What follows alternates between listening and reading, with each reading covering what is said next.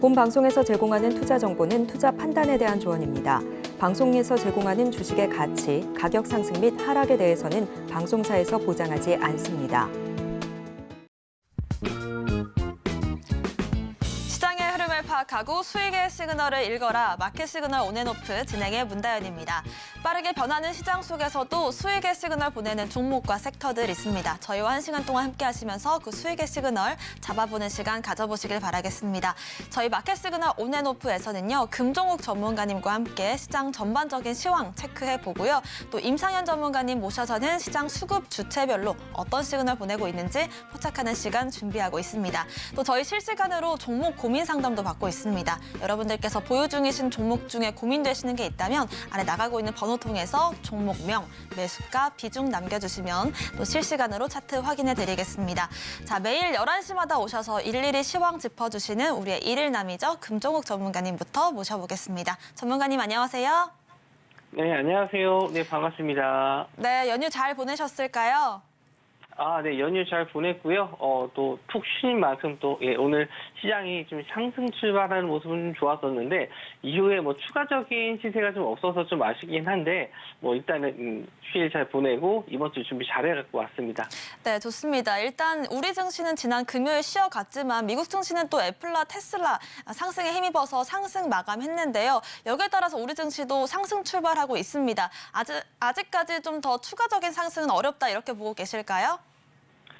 일단 상승과 하락, 오늘장 한 주평부터 좀 말씀 좀 드리면요.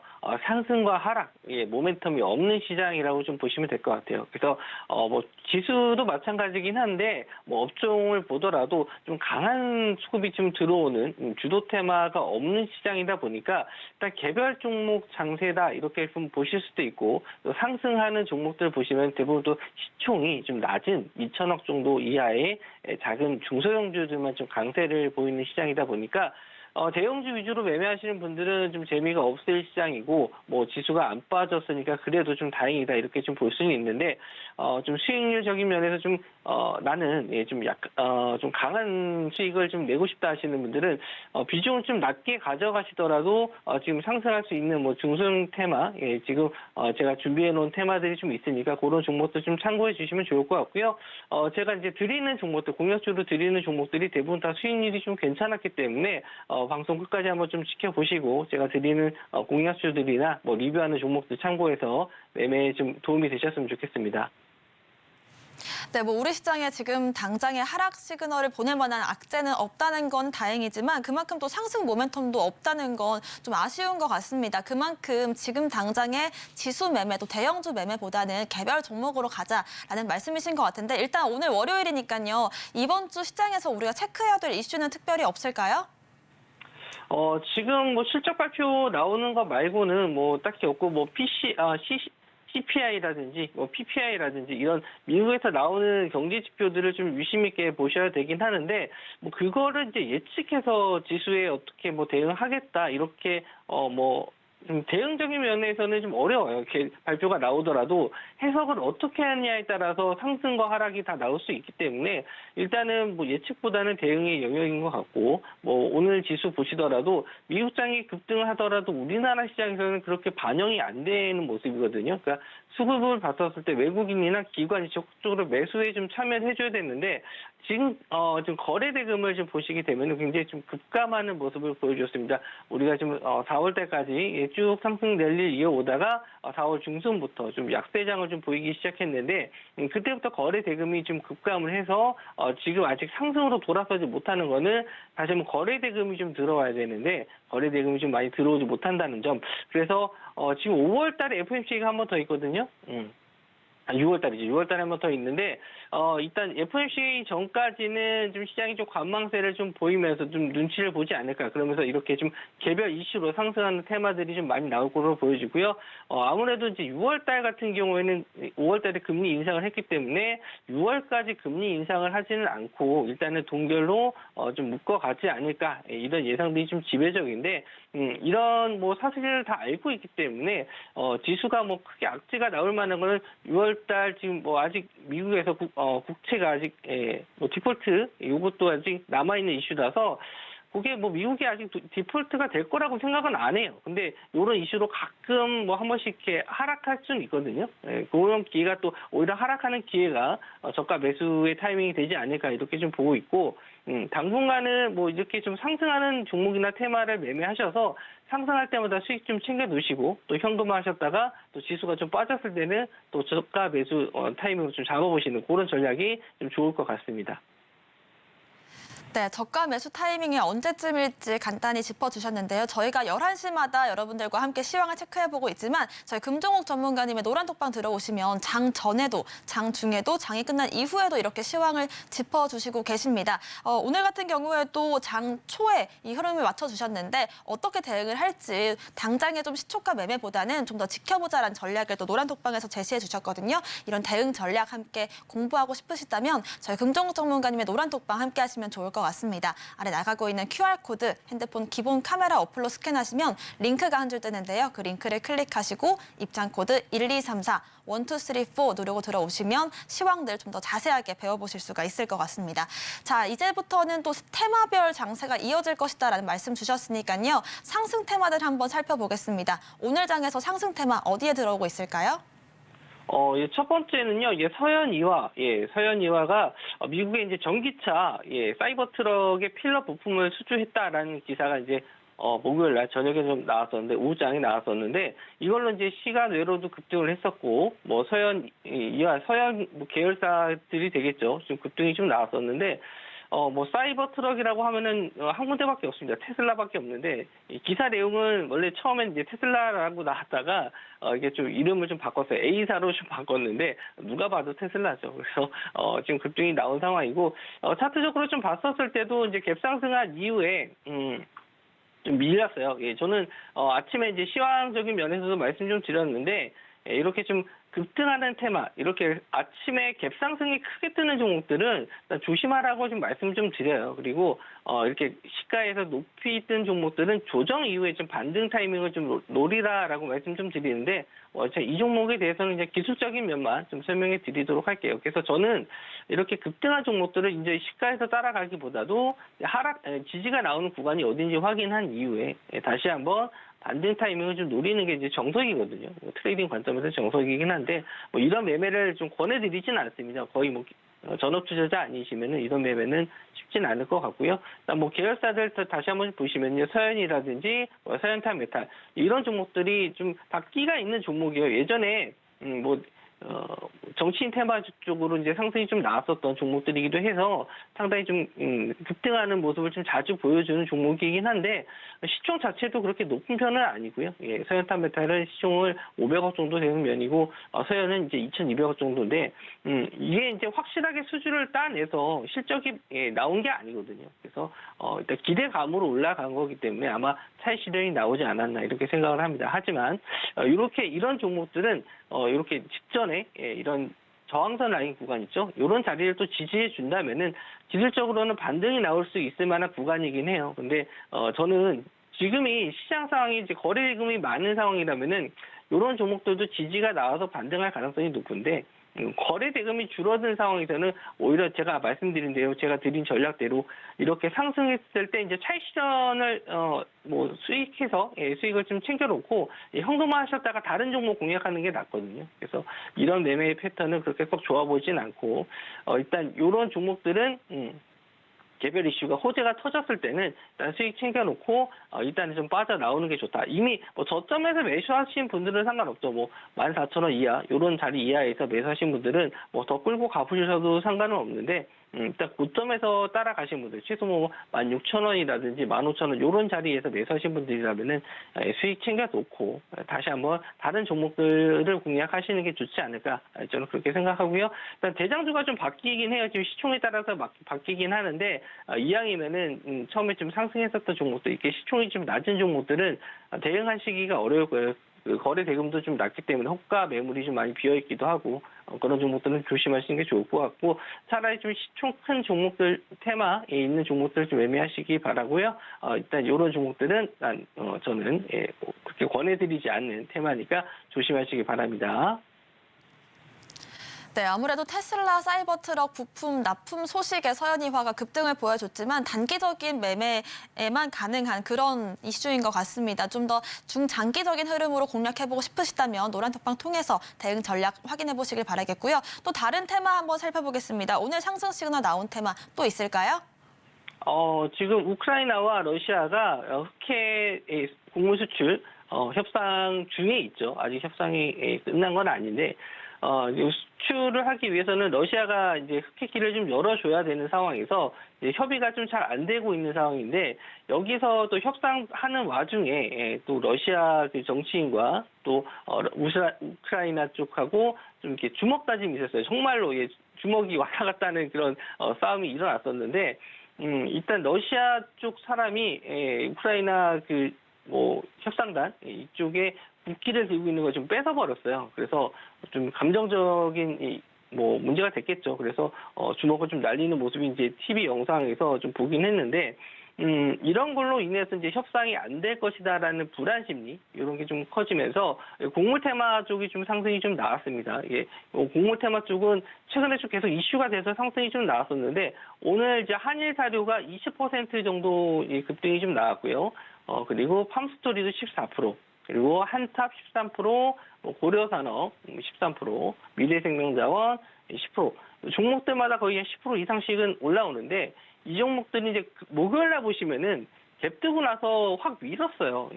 이런 종목들은 예측이 안 됩니다. 그러니까 차트적인 면에서도 뭐 지지 저항 이런 걸 좀 무시하고 언제든지 이렇게 급락이 나올 수도 있는 종목이거든요. 지금 차트상으로 27일날 보시면 또 윗골에 달고 이렇게 쭉 밀리는 모습도 나왔거든요. 그러니까 협상이 안 됐을 때 진짜 이 곡물 가격이 상승하는지를 봐야 돼요. 실제로 수혜가 될 수 있는지 봐야 될 것 같고, 매출적인 면에서도 이 종목들이 며칠 실제로 올라가거나 그런 건 아니고, 시장이 불안하니까 자금들이 이런 불안 심리를 이용해서 자금이 몰리는 게 좀 있거든요. 가는 종목들이 없으니까 이런 공모 테마 쪽 한번 치세가 나왔으니까 한번 또 몰리는 것도 있고, 또 상승을 하니까 또 단타 세력들이 또 몰려들면서 시장을 이끄는 부분이 있어요. 그래서 이런 종목들은 이제 매매하시는 분들이 있죠.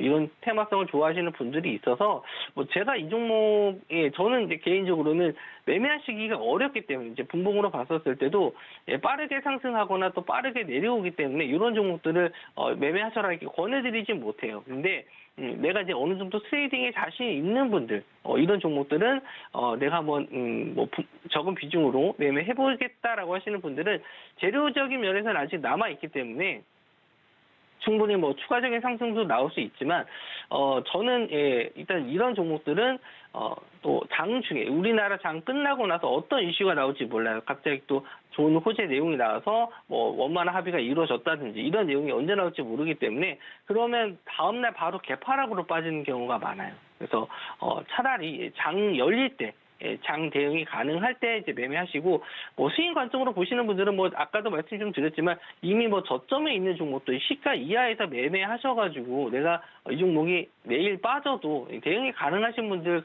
그런 단가라면 상관이 없는데, 오늘 들어가서 매매하신 분들 같은 경우에는 이런 대장주가 좀 밀렸을 때, 특히 이제 오늘 대장주가 한일사료이기 때문에 한일사료가 고점에서 밀리게 되면은 다른 종목들은 더 빠지거든요. 그래서 혹시나 이런 곡물 테마 좀 매매하시는 분들 같은 경우에는 한일사료를 이렇게 제일 탑으로 두셔야 돼요. 이 한일사료를 탑으로 두시고, 한일사료가 2, 3% 밀렸다 그러면은 팜스토리, 미래생명자원, 한탑, 고려산업 그 외 종목들은 4, 5%씩 빠지기 때문에 항상 오늘 대장주 역할을 했었던 한일사료를 두고 이 종목이 빠지는지 안 빠지는지 이걸 먼저 체크하면서 매매하시고 오늘 또 다른 종목이죠. 대한제당이 오늘 좀 상한가에 들어갔는데 이 종목은 이제 설탕, 곡물 쪽은 아니고 설탕 쪽이에요. 근데 이제 비슷한 뭐 곡물이고 곡물 쪽 사탕수수 이쪽이기 때문에 혹시나 그냥 넣어봤어요. 이 종목은 우크라이나 쪽은 아니고 설탕 가격이 최근에 급등을 하는 모습을 보여주고 있는데 곡물 테마 쪽이 좀 제가 또 이런 흑해 수출 협상 이쪽보다는 일단 전 세계 온난화 기후 이것 때문에 전체적으로 식량 그 수확량이 좀 많이 줄었어요. 그런 면에서는 더 갈 수 있지 않을까 이렇게도 보고 있는데 일단 제한제당 같은 경우에는 설탕 선물 가격이 급등했습니다. 거의 뭐 11년 만에 급등이라고 하는데 뭐 이런 이슈로 좀 이슈가 돼서 상승이 좀 나왔기 때문에 차트적으로 봤었을 때도 거의 신고가 자리를 좀 뚫었거든요. 신고가 자리를 뚫었기 때문에 아마 정고점 이런 상승까지는 아직 좀 자리가 많이 남긴 했는데 일단 뭐 시장이 또 이렇게 불안하거나 갈 종목들이 없으면 이런 쪽으로 자금이 좀 몰립니다. 그래서 이런 종목들은 저도 좀 이렇게 권해드리고 싶지 않은 테마긴 해요. 이쪽 테마들이. 이 캔들을 윗꼬리 다는 거 보면은 이런 거 언제든지 물릴 수 있는 종목들이기 때문에 권해드리고 싶진 않은데 그래도 정말 할 게 없으면은 매매 관점으로는 볼 수 있거든요. 그래서 저는 일단은 이쪽 곡물 쪽이라든지 왜냐하면은 이런 곡물이나 이런 뭐 식품 쪽이 변동성이 심해요. 가격 변동이 심해요. 우리 농산물 보시면은 가격 변동이 심하잖아요. 그래서 언제든지 가격이 이게 들쭉날쭉하기 때문에 이런 걸로 올라간 종목들은 역시나 또 가격이 급등락이 좀 심해서 조심하시라는 말씀밖에 좀 드릴 수밖에 없네요. 일단은 매매 관점으로는 저는 조금 좀 매매 관점으로는 보진 않고 일단 조심하시고 이런 종목들은 이제 데이 트레이딩 관점으로만 보셨으면 좋겠습니다. 네, 일단은 전쟁 이슈에서 곡물 관련주들이 앞으로 수혜주가 될 수 있을지 대장주인 한일 사료를 분석하면서 한번 점쳐봤고요. 아무래도 전쟁과 같은 이슈는 예측이 어렵기 때문에 대응의 영역에서 저희와 함께 전략 세워보시길 바라겠습니다. 자, 이렇게 테슬라 관련된 이 테마, 또 곡물 관련 테마들 살펴봤는데요. 개별주들도 흐름 한번 확인해 보겠습니다. 개별적으로 상승 시그널 보내는 종목들 어떤 거 있을까요? 자, 오늘 좀, 디스플레이 관련주 쪽에서 이제 마이크로 디스플레이 쪽에서 라운텍이 급등이 좀 나왔습니다. 라운텍을 잘 모르시는 분들이 있을 텐데, 이제 그 초소형, 엄청 작은 디스플레이를 만드는 회사예요. 그래서 이제 신규 상장한 지는 얼마 안 됐는데, 이 종목이 이제 이슈가 됐었던 이유는, 애플에서 이제 새로운 제품이 이제 6월 달에 이제 공개가 될 예정인데, MR 헤드셋이죠.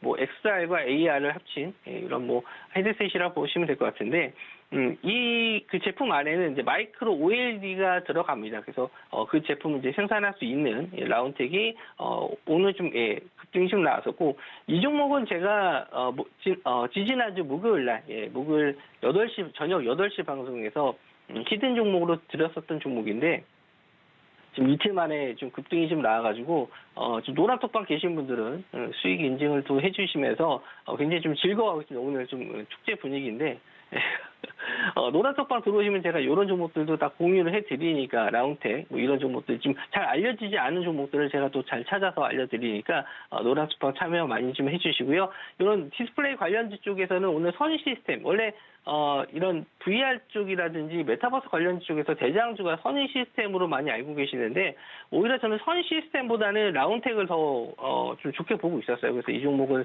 알려드린 거고 공약주로도 드렸었던 종목인데 일단 이런 관련주 쪽으로 이제 야스라든지 HB 테크놀로지 이쪽들이 관련주를 엮입니다. 근데 차트적으로 보시더라도 라운텍이 가장 흐름이 좋아요. 거래 대금도 많이 터졌고. 그러니까 제가 항상 거래 대금 많이 터진 종목들을 보라고 말씀 좀 드리는데 신규 상장할 때부터 이 종목은 거래 대금이 좀 많이 터졌어요. 그리고 21선 자리를 잘 지켜주면서 저는 이제 이렇게 고점에서 드린 게 아니고 상승 이후에 이제 거래량 없이 눌리는 자리 이런 자리에서 이제 추천드려가지고 21선 지지받고 이제 급등 나왔을 때 노란톡방에서 이제 대응 전략 드렸는데 일단은 추가적인 상승이 또 나올 수도 있다라고 보는데 이미 또 신고가고 지금 신규 상장주 같은 경우에는 이렇게 신고가 뚫어버리면 위쪽에 저항대 매물이 없어요. 그래서 얼마나 더 갈 수 있을지 그건 예측이 안 됩니다. 그래서 이런 종목들 좀 포트에 좀 담고 싶다 하시는 분들은 저희 노란톡방 들어오시면 제가 또 알려드리고, 그리고 이제 선 시스템이라든지 뭐 야스,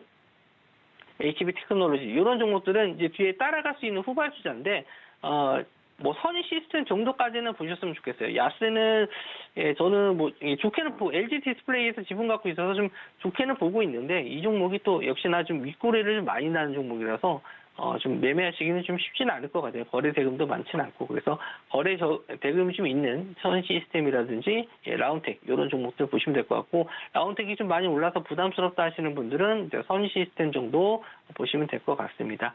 노란톡방에 오시면 또 이런 종목들 제가 오늘 좀 잠시 후에 말씀 좀 드릴 테지만 공략주 한번 또 보시고 또 좀 도움 받고 싶으신 분들은 노란톡방 들어오시면 될 것 같아요. 네, 좋습니다. 이렇게 라운텍 같은 경우는 저희가 방송에서는 언급을 못 드렸지만 노란톡방에서는 자세한 매매 전략과 함께 이렇게 14% 넘는 수익을 직전에 잡았던 부분들인데요. 이렇게 저희와 함께 노란톡방에서 수익 보고 싶으시다면 저희 노란톡방 QR코드 찍고 들어오시면 좋을 것 같습니다. 바로 또 이어서 리뷰를 진행해 보겠습니다. 저희가 지난주에 또 처음으로 금정우 전문가님과 방송을 시작했는데 그때 같이 좀 제시해 주셨던 YG 엔터 4.3% 수익을 만들고 있고요. HD 현대 인프라코어도 계속해서 저점과 고점 높여가면서 7% 수익. 오늘 G2파워는 저점에서 고개를 들어주는 모습이고요. 마지막으로 현대 로템까지 8% 수익률, 오늘도 3% 넘는 상승 보이고 있습니다. 리뷰할 종목들이 많이 나오고 있네요. 그만큼 수익 보는 종목들이 많다는 뜻이겠죠? 네, 일단 리뷰 종목 좀 말씀 좀 드리면은, 이제 YG 엔터 같은 경우에도 좀 신고가 자리에서 좀 밀리긴 했어요. 근데 오늘 엔터주가 전반적으로 좀 약세를 보이고 있습니다. 근데 이번 주에, YG 엔터도 이제 실적 발표가 있고요. 아직 베이비 몬스터, 데뷔 전이고요. 그래서, 블랙핑크도 거의 재계약이 확정이기 때문에, 매출적인 면에서는 뭐 걱정하실 필요가 없다라고 봅니다. 지금 우리나라뿐만 아니라 지금 전 세계적으로 콘서트 한번 돌 때마다 영업이익이 몇십억씩 뭐 100억 이상도 나올 수 있다라고도 보는 견해도 있는데, 일단은 실질적인 면에서 받쳐줄 수 있어요. 엔터 쪽은 계속 상승할 수밖에 없기 때문에 이런 조정 시에 오히려 좀 매수 관점으로 보시는 게 좋지 않을까 저는 생각을 해요. 그래서 뭐 이거 단기적으로 이제 뭐 보는 종목이 아니고 하반기까지도 계속 끌고 갈 수 있는 종목이니까 YG 엔터는 눌림시 매수 관점으로 좀 보시면 좋을 것 같고요. 현대 인프라코어도 마찬가지입니다. 제가 이제 이런 저항대 자리 뚫어주면서 괜찮아 보여서 이제 드렸고, 역시나 또 실적이 좀 받쳐주는 종목이긴 해요.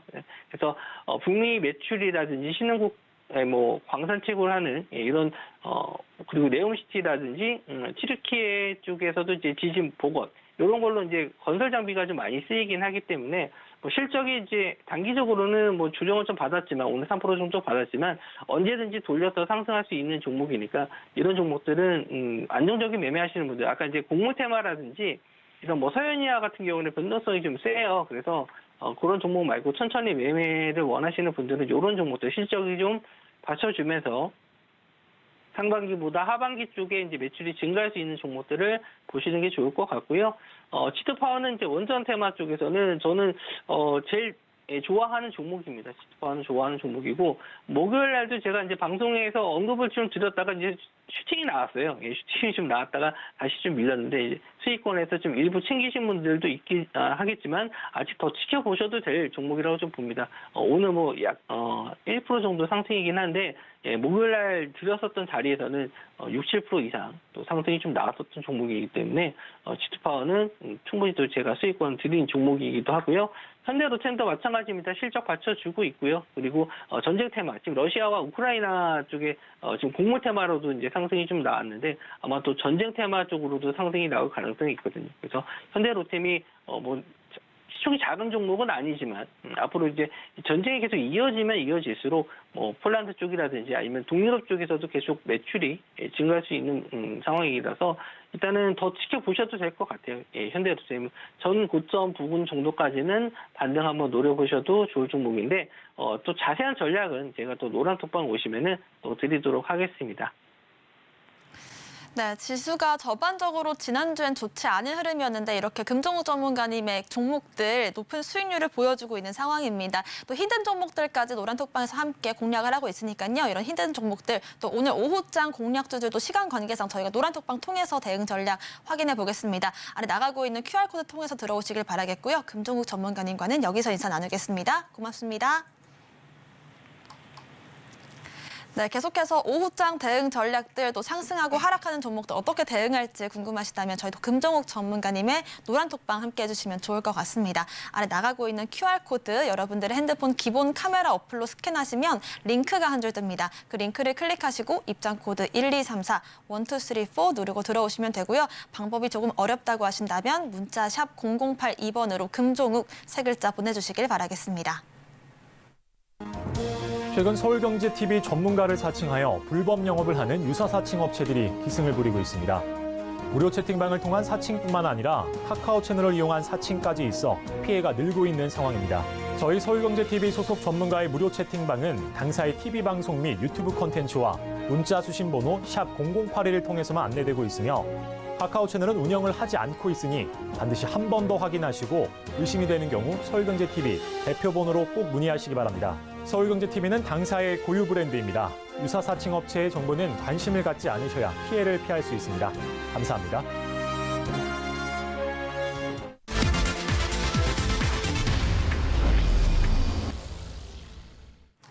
네, 지금부터는 임상현 전문가님과 함께 수급 주체별로 어떤 시그널 보내고 있는지 포착해 보겠습니다. 임상현 전문가님 모셨습니다. 어서 오세요. 예, 안녕하십니까.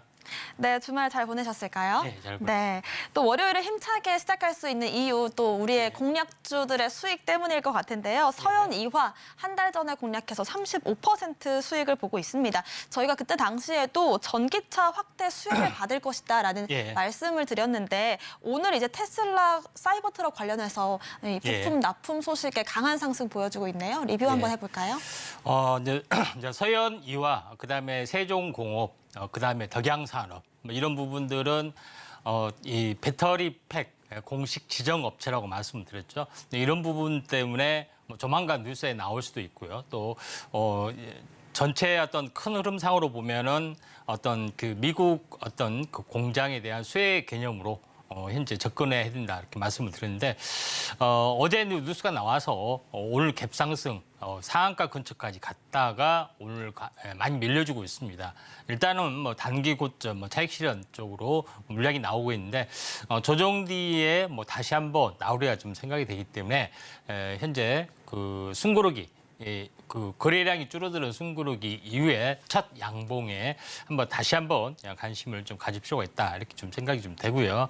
차트를 보면서 잠깐 말씀을 드리면은 지금 이제 저점과 저점을 연결하는 부분들을 하고 똑같은 맥락에서 똑같이 추세선을 그어 보면은 이 상단 자리에 정확하게 어떤 저항 자리에 좀 있습니다. 이제 저항 자리에 좀 있기 때문에 여기서 이제 매물이 좀 약간 쏟아져 나온 부분도 있고요. 또 가격적인 측면에서 보면은 약 그 2만 원이 하나 이제 저항이죠. 그래서 19,300원이 이제 고점에서 차익 실현 매물이 좀 나와주고 있는데 여기서 이제 보시면은 뭐 오늘 좀 차익 실현 때문에 좀 많이 밀려주는 모습이 좀 해당이 되는데 뭐 다시 약간 원바닥까지도 갈 수도 있지만은 아래꼬리를 달고 약간 숨고르기 국면이기 때문에 현재 매수 시점에서 이제 접근하신다면은 오늘이 아니라 2, 3일 뒤에 하락이 멈춰지는 그런 부분들, 종가상 첫 양봉이 되면은 한번 접근하실 필요가 있다 이렇게 좀 생각이 좀 듭니다. 네, 이렇게 서현 이화의 추가적인 공략 지점까지 함께 공부해보고 싶으시다면 이렇게 수익을 함께 노리고 싶으시다면 저희 임상현 전문가님의 노란톡방 함께 해주시면 좋을 것 같습니다. 자, 지금부터는 오늘의 수급 주체별로 어떤 시그널 보내고 있는지 바로 확인해 보겠습니다. 외국인들의 수급 시그널부터 확인해 보시죠. 오늘 외국인의 수급 시그널 바로 대주전자 재료입니다. 오랜만에 저희가 꺼내든 그런 종목인데요. 오늘 장에서 3% 가까운 상승이 나와주고 있고요. 일단은 1월 달에 저희가 공략을 해서 큰 수익을 봤었고요. 그때 당시에 쭉 급등을 한 이후 또 4월 초에 급등 마감을 짓고 쭉 내려오면서 지금 고점 대비해서 한 30%가량 빠진 흐름을 보여주고 있습니다. 과연 조정을 마친 것인지가 궁금하고요. 일단은 다양한 전자재료를 만드는 그런 기업인데 특히나 MLCC 관련된 재료들이 부각을 받고 있습니다. 다시 한번 대주전자 한번 살펴볼까요? 예. 이제 대주전자 재료를 현재 오랜만에 들고 나왔는데 이제 그 이유는 현재 실리콘 응급제 관련된 부분의 어떤 성장성들이 다른 어떤 그 2차 전지 재료보다 굉장히 높습니다. 매년 3배, 그러니까 300%씩 또 부분들에 해당이 되는데 실리콘 응급제에 관련된 종목을 보시면은 대주전자재료, 포스코케미칼, SKC, SK머티리얼즈, 한솔케미칼, MK전자까지 굉장히 많습니다. 근데 제일 중요한 것은 유일하게 양산 체제를 가지고 있고 지금 상용화를 하고 있는 것이 이제 대주전자 재료다 이렇게 좀 생각이 되고 2019년부터 첫 양산을 시작이 되면서 즉 계속해서 좀 진행이 되고 있고 작년 같은 경우는 현재 작년이죠. 작년에는 1,000톤입니다. 올해 예상 캐파가 3,000톤. 그다음에 뭐 쭉쭉 나와주고 있는데 굉장히 좋은 부분에 해당이 되고 나머지 부분들은 두 번째로 상용화를 보여주고 있는 것이 NK전자다 이렇게 좀 생각이 되기 때문에 대주전자 다음에 NK전자를 우리가 눈여겨보셔야 되지 않겠느냐 이렇게 좀 생각이 됩니다. 그래서 대주전자 재료 오늘 뭐 현재 테슬라의 어떤 테슬라의 납품 어떤 그 채택 가능성 이것 때문에 오늘 급등을 해주고 있는데 다음 장을 보시면 알겠지만은 대주전자 재료의 생산 캐파를 보여주는 것입니다. 이걸 보시면 2021년에 1,000톤, 2023 현재 22년에 작년에 2,000톤 정도 됐죠. 근데 2년 만에 이제 3배, 3,000톤이고 내년은 바로 3배. 10,000톤, 그다음에 2025년은 약 2만 톤. 그러니까 2배에서 3배 정도 계속 꽁충 튀고 실제로 최종적으로 이제 당장 지을 수 있는 어떤 캐파나 공장 부지가 약 8만 톤에 이르는 시화 단지하고 새만금 단지에 현재 좀 있다 이렇게 좀 생각이 되고 있기 때문에 언제든지 상용화가 되면은 공장 증설을 확 늘릴 수 있는 그런 부분에 해당이 되는데 성장률이 양극재던 성장률보다 또는 굉장히 높다 이렇게 좀 생각이 되기 때문에 기존의 2차 전지에 대한 어떤 그 양극재 위주의 성능보다는 현재 실리콘 응급제의 어떤 성능, 어떤 개선 부분들이 좀 뚜렷하다 이렇게 좀 생각이 됩니다. 다음 장 이제 그림을 보시면 알겠지만은 대주전자 재료 같은 경우는 여러 가지 재료를 만드는 업체입니다. 그러니까 이거 알다시피 MLCC 오늘 MLCC에 대해서 이제 배울 건데 아무튼 MLCC의 어떤 이제 페이스트 전도성 물질 현재 부분들도 하고 태양광에서 도전성 분말 뭐 절연재료, 형광재료, 뭐 실리콘 응급제 다양한 것들을 하고 있는데 실제 대주전자 재료의 가장 큰 매출은 바로 MLCC에 들어가는 현재 전도성 페이스트라는 어떤 물질을 공급한다 이렇게 좀 생각이 됩니다. 이 부분은 다음에 이야기를 하기도 하겠고요. 다음 장 넘겨보시면 알겠지만은 실제로 이제 전도성 물질 현재 페이스 물질이 가장 매출을 많이 하고 있고 실리콘 응급제는 굉장히 적지만은 폭발적인 성장을 보여주고 있는데 MLCC가 다시 한번 부상이 되면서 대주전자 재료의 또 본업 부분들도 한번 두각을 보여주고 있다 이렇게 좀 생각이 됩니다. 자, 그런 관점에서 현재 대주전자재를 봐야 되지 않느냐 좀 생각이 되는데 오늘 이제 갭상승이 이제 크게 됐던 이제 부분들에서 차익 실현 매물이 나와 있습니다. 나와 있는데 제가 이제 3월 초에 이제 이 시점에서 이야기를 좀 했습니다. 그리고 나서 굉장히 크게 상승을 좀 해줬고. 지금은 다시 원바닥까지 다시 내려왔습니다. 다시 내려왔던 부분들이 해당이 되는데 장기 추세선상으로 보면은 61선을 따라가면은 장기 성장선이다 이렇게 좀 생각이 되고 지금은 그 성장성의 하단선에 좀 위치를 좀 했기 때문에 다시 한번 우리가 한번 공략을 해보면은 다시 한번 급등을 좀 해줄 수 있는 21선 돌파 안착의 흐름. 다시 한번 정비열이 좀 될 수 있기 때문에 굉장히 중요하다 좀 생각이 됩니다. 그런 관점에서 당구장 표시 딱 하나 좀 이렇게 해주시기를 바라고요. 하나 좀 투척을 했습니다. 아무튼 관심 있게 좀 지켜볼 필요가 있다 이렇게 좀 생각이 되기 때문에 이 점 참고하시길 바랍니다. 네, 대주전자 재료 저희가 또 올 초에 65%의 수익을 만들었던 그런 고마운 종목인데요. 지금 시점에서 장기 성장성 부분 하단 부분에 와 있기 때문에 다시 한번 공략할 수 있다. 당부장 표시까지 달아주셨습니다. 기관들의 수급 시그널도 바로 만나보겠습니다. 오늘의 기관들의 수급 시그널 들어온 종목은요. 바로 SPG입니다. 소형 기어드 모터에서 국내 1위 기업인데요. 오늘 장에서 3% 넘는 상승이 나와주고 있습니다. 일단 지난주부터 다시 한번 반등 흐름이 나와주는 그런 모습이 연출되고 있는데요. 아무래도 좀 3월에 급등을 보인 이후에 급등 이후 30%가량의 또 한 번의 이 조정이 나오고 지난주부터 다시 한번 고개를 들어주는 그런 상황인 것 같습니다. 국내 1위 기업인데 과연 국내를 넘어서 글로벌까지 갈 수 있을지 기업 설명까지 들어보겠습니다. 최근에 이슈가 되고 있는 부분들이 그 모터에 관련된 부분들 핫 이슈가 되고 있습니다. 그래서 이제 모터 그 연구 자석 관련된 이슈들이 상당히 네오디듐 그다음에 대체되는 현재 페라이트 관련된 이슈까지 계속해서 돌고 도는 부분들이 해당이 되는데 그러면서 현재 모터에 관련된 이슈가 계속해서 부상이 되고 있는데 물론 SPG 부분들은 전기차에 들어가지는 않습니다만은 전자제품이나 현재 로봇 관련된 부분들 이쪽 부분에 특화된 부분에 좀 해당이 되고 있기 때문에 로봇하고 그 모터하고 감속기를 같이 좀 연결돼서 보면은 다시 한번 제일 강하게 가지 않겠냐. 또 최근에 로봇 부분들이 다시 한번 움직여주고 있기 때문에 대장주로서의 흐름들을 우리가 주목을 하자 말씀드리도록 하겠습니다. 알다시피 SPG는 소형 기어드 모터의 국내 1위고요. 교류용 모터, 그다음에 직류용 DC 모터 부분들, 각종 전자제품에 이제 다 들어가는 부분에 해당이 되는데 시장 지배율의 1위, 그러니까 교류용 모터는 57% 정도 되고 직류용 모터는 한 30% 정도 되는 어떤 그런 굉장히 큰 기업이다 좀 생각이 되고 이 모터를 생산하는 것뿐만 아니라 모터 옆에 속도를 감속해주는 어떤 감속기 개념이죠.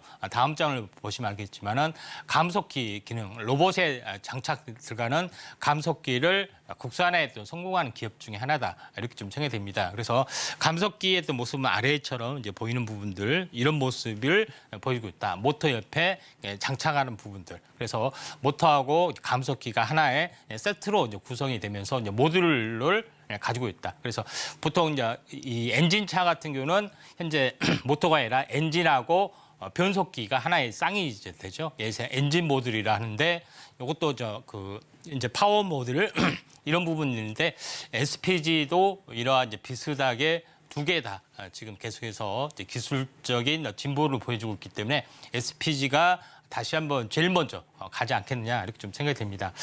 그런 관점에서 약간 SPG를 약간 보실 필요가 있다 좀 생각이 되기 때문에 잘 보시길 바라고요. 차트적으로 한번 살펴보도록 하겠습니다.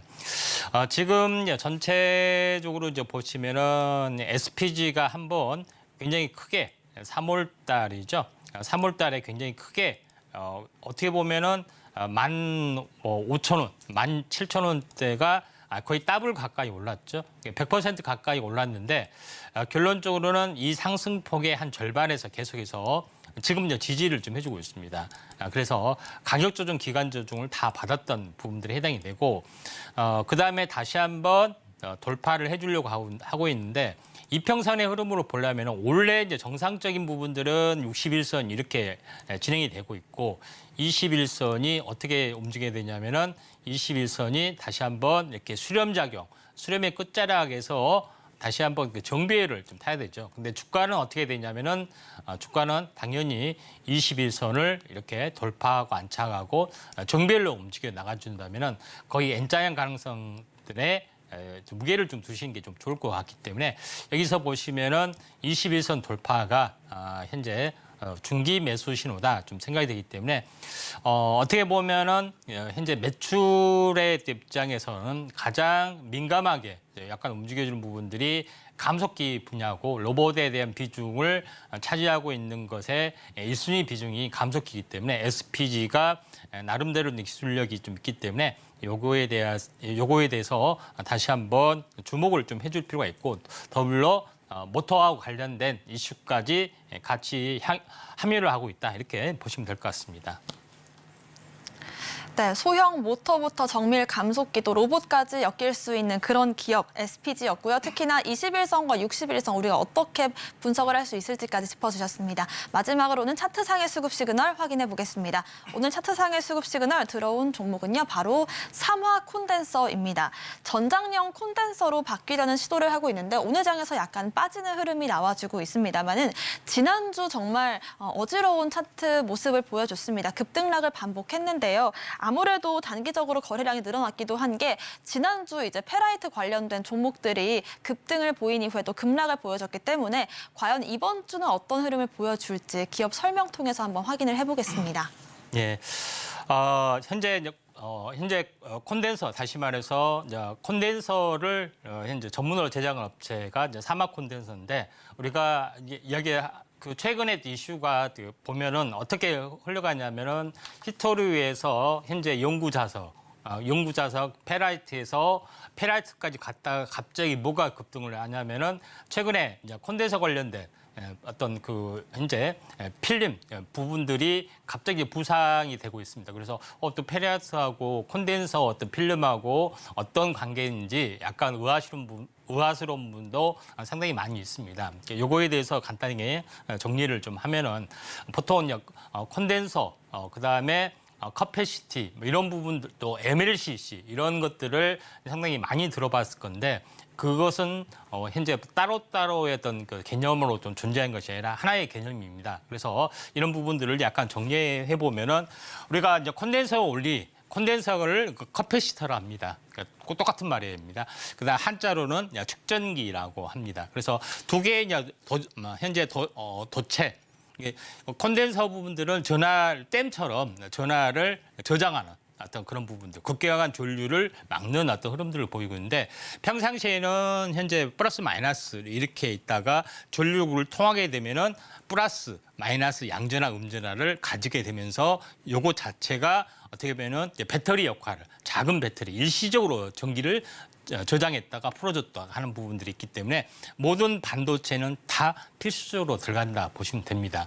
왜냐하면 굉장히 고민감도이기 때문에 그런 원리가 있다 좀 생각이기 때문에 도체 옆에 절연체 다시 말해서 유전체 이런 부분들을 반드시 끼워야 되기 때문에 꼭 그 2차 전지의 논리하고 거의 약간 비슷하다 이렇게 좀 생각하시면 될 것 같고요. 자, 다음 장 그림을 보시면은 커패시티가 어떻게 생겼느냐, 또 콘덴서가 어떻게 생겼냐, 또 다양한 모습으로 생겼습니다. 종류에 따라서 세라믹 콘덴서, 필름 커패시터, 전액 커패시터, 탄탈륨 커패시터 이런 부분들이 생기는데 가장 많이 쓰고 있는 부분들이 필름 커패시터. 라고 볼 수가 있습니다. 다음 장 그림을 보시면은 필름 커패시터를 만드는 방법, 또 현재 콘덴서를 만드는 방법, 우리가 2차 전지의 양극재, 음극재, 그다음에 전해질 이렇게 돌돌도 마르는 어떤 걸 보셨죠? 원통용 이렇게 말아가지고 원통용 전지에 넣는 방법. 이게 원통용으로 보시면은 이게 필름형 콘덴서입니다. 그러니까 도체. 그러니까 전기가 통하는 물질이죠. 도체, 그다음에 전기가 통하지 않는 유전체, 보통 세라믹이라는데 이런 것들을 어떤 필름 형태로 계속 만들기 때문에 요거를 만드는 부분들. 그래서 필름 형태로 금속 어떤 필름 형태로 만든 것이 이렇게 만들 수도 있고 다양한 방식이죠. 근데 우리가 지난번에 했던 부분들은 뭐냐면은 현재 그 페라이트를 필름 형태로 만드는 자석을 이런 어떤 방법이기 때문에 이쪽 관련된 종목이 많이 떴던 어떤 그런 것들이 있는데 지금은 뭐냐면 이걸 이제 페라이트 대신에 이제 금속으로 만든 어떤 금속 필름이라고 보시면 됩니다. 그다음에 가운데 유전체는 세라믹 필름. 필름을 이렇게 말아서 이렇게 많이 쓰기 때문에 필름으로 제작하는 업체의 기술력이 있는 업체가 두각을 나타낸다. 이렇게 보시면 될 것 같습니다. 다음 장 그림을 보시면 알겠지만 그러면은 슈퍼 커패시터 다음에 이야기를 하겠지만 슈퍼 커패시터라는 것이라는 뭐냐면은 이 콘덴서를 굉장히 크게 만드는 겁니다. 마치 전지처럼. 여기를 보시면 알겠지만 2차 전지처럼 이렇게 생겼죠. 그러면은 현재 슈퍼 커패시터는 뭐냐면은 전기를 일시로 저장한다고 말씀드렸습니다. 그러면은 이걸 크게 하면은 배터리가 똑같겠네. 거기서 아이디어를 얻어서 슈퍼 커패시터를 만든 겁니다. 그래서 용량은 좀 이렇게 에너지 밀도는 딸리지만은 거의 비슷하게 쓰고 있는 어떤 개념이고 출력이 엄청나게 강합니다. 순간적인 출력이 강하기 때문에 현재 축전지 콘덴서를 가지고 굉장히 용량을 크게 해서 슈퍼 커패시터를 전문으로 만드는 그런 부분까지 진화가 되고 있다. 이렇게 좀 생각하시면 될 것 같다. 이렇게 좀 생각이 되기 때문에 이런 부분들을 참고할 필요가 있다. 좀 생각이 됩니다. 다음 장 그림을 보시면 알겠지만 그러면은 MLCC는 또 뭐냐? 왜냐면은 콘덴서를 필름 형태로 만든 것이 이제 필름 현재 콘덴서인데 이걸 크게 하면은 슈퍼 커패시티. 근데 MLCC라는 건 뭐냐면은 보통 반도체 소자 옆에 굉장히 크고 작게 굉장히 많이 들어갑니다. 근데 전자제품에서는 뭐 8,000개에서 800개에서 1,000개 들어가는데 전기차에서는 거의 10,000개 정도 들어갑니다. 그런 부분에 해당이 되기 때문에 MLCC가 가장 전기차의 쇠주로 떠올라갈 수가 있고 이게 이제 품절 가능성이 좀 있기 때문에 MLCC가 다시 한번 부상이 되고 있다 이렇게 좀 생각이 되는데 MLCC는 어떻게 만드느냐 다음 장 그림 보시면 알겠지만은 현재 필름형은 돌돌도 만다고 맞죠? 이렇게 만다고 했는데 요거는 이렇게 접충 형태로 이렇게 한 겁니다. 그래서 하나는 금속판, 하나는 세라믹 이래서 이렇게 떡시루기 하듯이 이렇게 만든. 그래서 이렇게 넓적하게 이렇게 만든 것이 MLCC. 그러니까 멀티레이어 세라믹 커패시터. 그러니까 멀티레이어 많은 층을 세라믹으로 하고 있구나. 세라믹하고 금속층하고 이렇게 만든 것이 굉장히 얇게 만드는 것이 기술이다. 이렇게 좀 생각이 되기 때문에 MLCC가 여기에 좀 들어가는 부분들이 있기 때문에 MLCC도 커패시터, 콘덴서 이렇게 보시면 됩니다. 말만 다르지 조금씩 다르지 다 같은 원리다. 이렇게 보시면 되기 때문에 요거는 우리가 전지로 보면은 현재 각형 배터리하고 거의 같습니다. 각형 파우치 형태나 각형 이렇게 보시면 되기 때문에 다음 장 그림을 보시면은 관련된 종목이 상당히 많습니다. 콘덴서를 생산하는 업체는 사막 콘덴서, 아모텍, 현재 비나텍. 비나텍을 알아두셔야 되는데 슈퍼 커패시터를 생산하고 있다. 가장 성장성이 높다 좀 생각이 되고 그다음에 아바텍 이런 부분들이 콘덴서를 생산하는 거고 전체를 생산하는 거고 금속 필름 우리가 2차 전지의 동박이나 이런 것 전해막처럼 금속 필름을 생산하는 업체가 누인텍, 성호전자, 성분전자 뭐 최근에 뭐 상한가를 쳤던 종목이 뭐 성호전자, 성분전자 이렇게 되는데 우리가 관심 있게 알아야 될 부분들은 뭐냐면은 삼형이라는 것은 전기차에 들어가는 커패시터, 이게 필름을 생산하는 유일한 업체가 삼형입니다. 그래서 삼형을 잘 알아두셔야 된다 이렇게 좀 생각이 되고 또 코스모 신소재도 요걸 MLCC를 만들 수 있는 이형 필름을 생산을 하고 있습니다. 그래서 납품을 하고 있죠. 그런 부분들이 좀 해당이 되고 또 MLCC를 만들 때는 금속층하고 세라믹을 계속 겹겹이 쌓는다겠죠. 그 세라믹을 만드는 업체가 한국내와 조선내와 동국 RNS다 이렇게 보시면 될 것 같다 좀 생각이 되고 MLCC를 써서 또 부품을 만드는 업체가 RF쌤이나 RF쌤이고 대주전자는 뭐냐면은 그 현재 이걸 얇은 그 페이스트 물질처럼 금속층, 그래서 세라믹층을 현재 처음에는 페이스트 풀칠처럼 이렇게 하고 말리기 때문에 처음에 그 원래 재료를 만드는 공급해 주는 업체가 대주전자재료다. MLCC에 들어가고 삼성전기 납품하고 있다. 이렇게 보시면 되기 때문에 페이스트라는 것은 이런 어떤 특성을 가지고 있다. 이렇게 보시면 될 것 같습니다. 그래서 다음 장 이제 보시면은 사막 콘덴서는 다양한 콘덴서를 다 생산하고 있는 유일한 업체의 기술이기 때문에 우리가 알아야 되고 전기차에는 DCLC라는 현재 DC 링크 커패시터라는 것들을 최근에 납품을 하고 있고 다음 장 그림 보시면 알겠지만은 이런 어떤 부분들 그래서 전기차에 들어가기 때문에 잘 보셔야 될 것 같습니다. 자, 사막 콘덴서 부분들이 가장 크게 굉장히 좋은 어떤 흐름들이 좀 해당이 되고 차트로 보시면 알겠지만 상승과 조정, 절반 정도 조정을 보였습니다. 최근에 급등했다가 또 차익실현 매물 때문에 좀 밀렸지만은 여기서 이제 바닥을 다지다가 올라주기 때문에 한번 사막 콘덴서를 중장기적으로 안정적으로 올라가기 때문에 잘 지켜보신 게 좀 중요할 것 같습니다. 네, 이렇게 사막 콘덴서 MLCC가 뭔지부터 쭉 배워봤는데요. 특히나 사막 콘덴서는 MLCC뿐만 아니라 여러 가지 좀 전장용, 또 DCLC 등등 여러 부품들을 만들고 있는 기업이기 때문에 차트적인 부분에서도 수급이 들어오고 있는 모습이 포착이 됐습니다. 이렇게 수급 시그널들 함께 확인해보고 또 대응 전략 세워보고 싶으시다면 저희 노란톡방 함께 해주시면 좋을 것 같습니다. 아래 나가고 있는 QR코드, 임상은 전문가님의 노란톡방 QR코드인데요. 여러분들의 핸드폰 기본 카메라 어플로 스캔을 하시면 링크가 한 줄 뜹니다. 그 링크를 클릭하시고 입장 코드 1234 누르고 들어오시면 되고요. 또 이 방법이 좀 어렵다고 하신다면 문자샵 0082번으로 임상현 세 글자 보내주시면 저희가 입장 안내 도와드리겠습니다. 장 끝난 이후에도 대응 전략들 세워보시길 바라겠고요. 저희가 방송에서 제공하는 정보는 전문가님들의 투자 조언일 뿐 가치와 수익률 보장하지 않습니다. 또 서울경제TV와 서울경제신문의 사칭한 피해도 조심하시길 바라겠습니다. 오늘 저희가 준비한 내용은 여기까지입니다. 고맙습니다.